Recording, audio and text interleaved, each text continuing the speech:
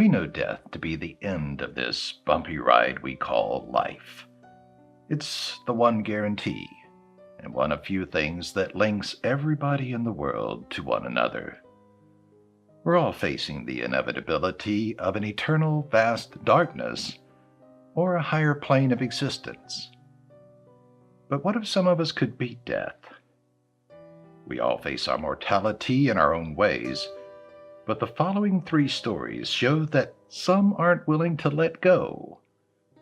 Is there a way to come back from the beyond? Or are we spinning fantastical fallacies? Put your perception to the test as you determine whether these stories are a product of fact or fiction.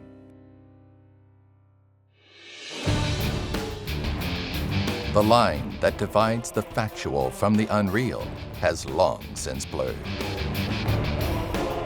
The tales we once thought fantastical, now implanted as true. To decipher verity from the imagined, you must break from the ordinary and consider a universe where the outlandish prevails. Can you expand your mind to see beyond our perceived reality? Can you decide what's fact or fiction?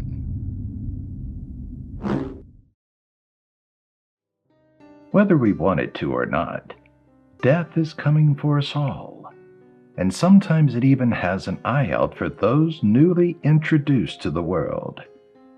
Bethany and Daniel Hardener were overjoyed to welcome their son and 3rd child, Devin, into the world. But the small boy was met with something much colder than the warm embrace of his parents.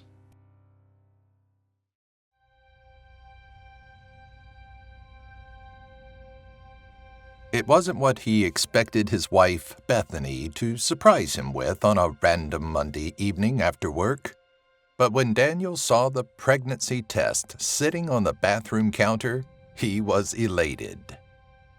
Fast forward 9 months, and it seemed like that joy was falling apart right in front of him, lost to a reality that neither he nor Bethany had prepared for.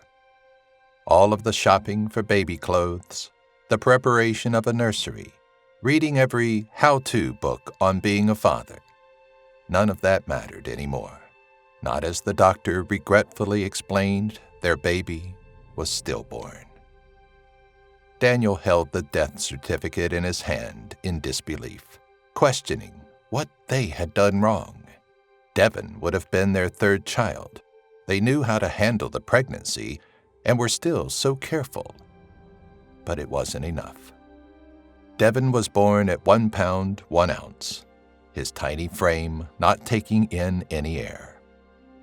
Daniel could see how motionless his small body was and knew, before the doctor confirmed it, that his son had died. By the sound of Bethany's sobs, she knew it too. While Daniel did his best to accept what happened to his family, Bethany couldn't let go of Devin so easily. She struggled with the concept that he was dead, that maybe she did something wrong that caused his premature birth. She insisted on seeing his body one last time, her heart needing one moment with him before letting go.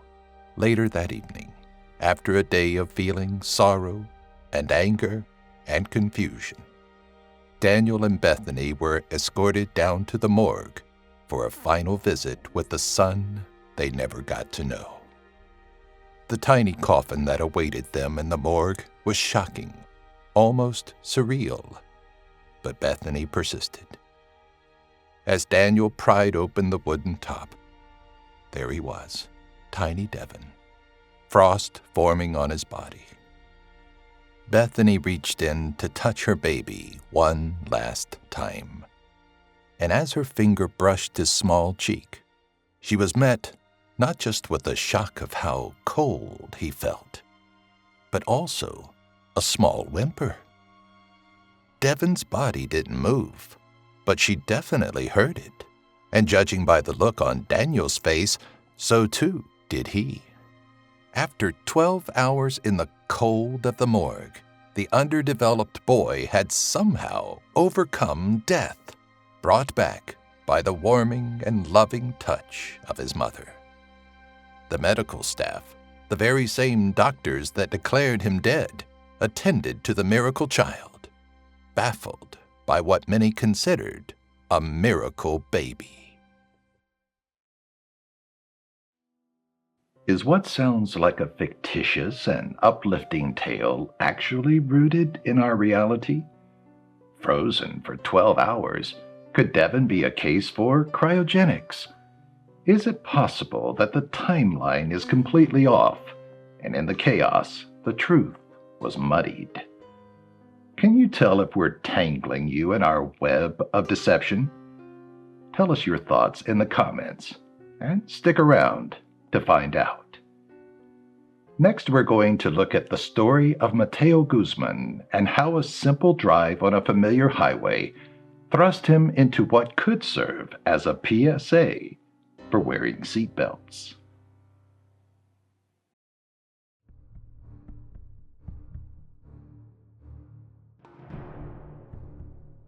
Be careful. I hate when you're on the road so late.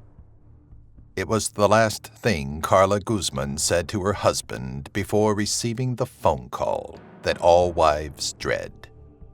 It was a deadly crash, a freak highway accident that demolished her husband's car. Within the crumpled wreckage, the fire department found the motionless body of Mateo Guzman, blood soaking his face. They called out to him, but received no response. When they pulled him from the destroyed heap of metal, there was no question that he had died in the crash. Mateo had been returning home from a night with his friends when his car was struck, the catalyst of a very quick series of events that wound up taking his life. When Carla received the phone call, she was left in shock, but still bore the responsibility of ensuring the body pulled from the wreckage did belong to her husband. Through tears, disbelief, and grief, she made her way to the hospital, expecting and fearing the absolute worst. As she made the drive, Mateo was being placed on the morgue table and prepared for the autopsy. A large gash on his face was the site of much of his blood loss and needed stitching, especially if his wife was going to be seeing his body. As the needle pierced his flesh, a trickle of blood appeared and dripped down his face. According to the report received by the morgue, he had been dead long enough for the flow of blood to have stopped. That he bled from a simple prick of a needle was a little surprising, but not nearly as much as when his eyes shot open. Mateo reacted as anyone who wakes up to being prodded with needles would, terrified. According to the newly revived Mateo, the pain had snapped him from what was thought to be death. As he came to terms with having been declared dead and the tragedy he lived through, Carla arrived at the hospital. Though she expected to be escorted to the morgue, she's brought to a hallway where she finds Mateo miraculously alive. Mateo says the unbearable pain is what woke him, but wouldn't being moved and handled have had the same effect? Could this be just a tall tale passed down through the ages? Or is the terrifying ordeal Mateo and Carla went through based on truth?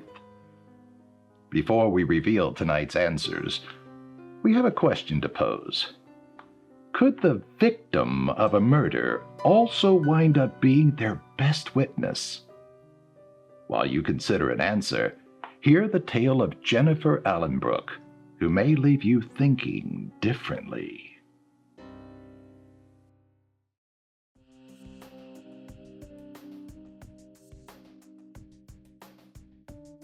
It was a case that had been seen way too often. Jennifer Allen Brooke, 35, bullet wound from a .44 Remington Magnum to the temple. a scornful lover, unwilling to let her end what was likely an abusive and volatile relationship.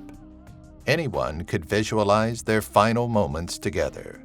A distressed Alan Brooke telling her beau that they needed to end their fling that led to fits of rage as the two argued over their past and future. Those that knew them knew they weren't strangers to calling 911, but Jennifer stayed with him because she knew he loved her and would someday change.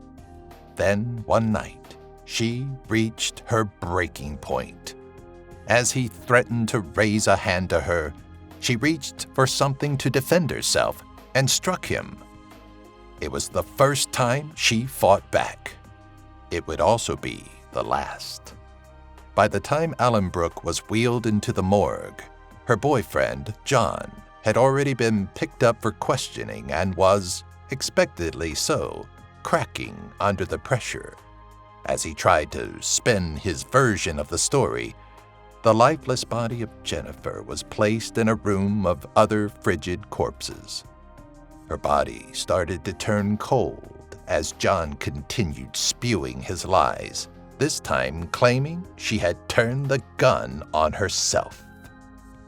The officers that picked him up listened to his woeful version of the past 5 years with Jennifer, and though they knew it'd be an easy arrest and conviction, they were unaware of how easy it would get. In the silence of the morgue, there was a scream. Jerry, who had worked in the sublevel for years, recalled it as the most frightening sound he had ever heard and feared it was a cry for help from another dimension. When the coughing and soft sobs followed, his curiosity and concern trumped his fear. "He shot me," a hoarse female voice choked through coughs. Jerry followed the sounds and found the once deceased Jennifer just barely moving. Her skin was freezing, but she was clinging onto a life everyone thought she had lost. As confused as the medical staff was, it was difficult not to feel elation over the following days as Jennifer very slowly recovered. That she survived the gunshot wasn't an impossibility, especially as the bullet hadn't hit her brain. But how she had come back from death became a hot topic within the hospital, though many claimed she was simply misdiagnosed as deceased.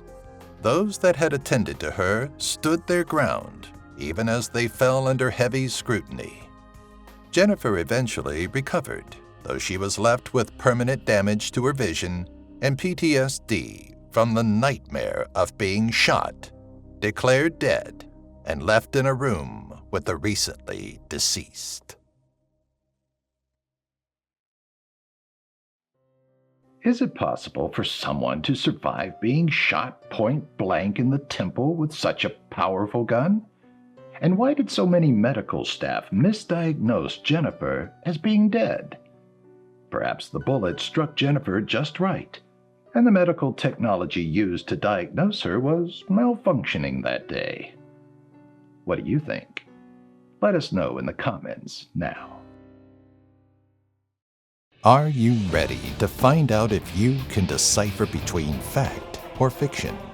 Let's look back at tonight's 3 stories and find out which were born from reality and which were fabrications of the imagination. Let's recall the story of baby Devon, a premature baby born at 1 pound 1 ounce. Did his parents really open a small coffin to find him cold but breathing after being declared dead 12 hours earlier? If you think this is nonsense, then let us introduce you to Analia Buhay and Fabian Veron, the parents of the real-life story of Los Milagros. After being born more than 10 weeks premature, Luz was declared dead within 20 minutes of birth. It's also true that Analia wanted to see her daughter one last time, leading to their miraculous discovery. Sadly, however, little Luz passed away over a year later.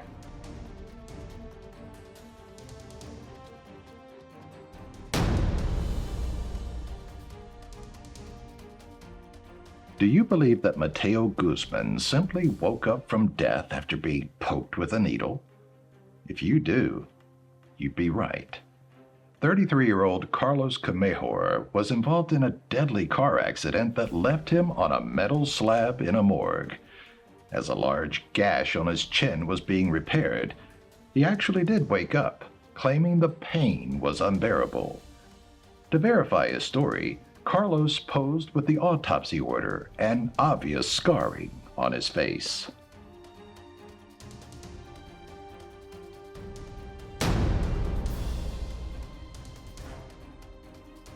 Finally, we have Jennifer Brooke and her brush with death after being shot in the temple. Was this one of our tall tales? Or was Jennifer based on a real person? If you're itching to hear the backstory on this one, well, we're sorry. There isn't one. Brooke and the bullet to her temple are creations of our own very vivid imaginations.